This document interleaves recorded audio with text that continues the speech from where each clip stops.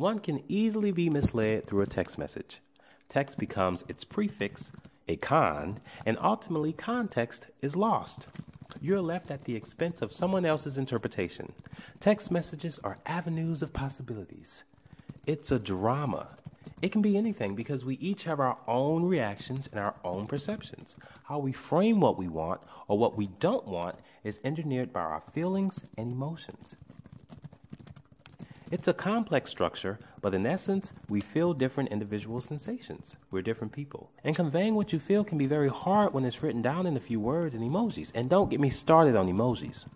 Communication is conveying your central idea in a way in which another person can click and connect with what you're saying.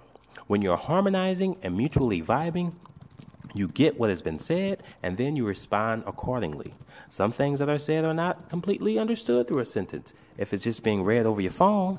So going back to the drama, if you read something that may trace an implication or some kind of assumption based on what that word means, it can go on and on and on and on and on. Misinterpretation is left at the doorstep of assumption. It's like being directed to a website that could not be found. It's a rabbit hole of activity when one is left with just a few words without understanding of intention.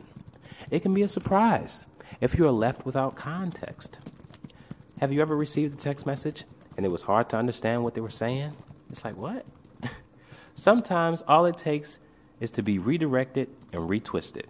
Sometimes you get lost and you miss out on what has been said. Yet the road to understanding ultimately requires more sensations to accurately convey meaning. The music and the musician, listening and speaking, intention and understanding.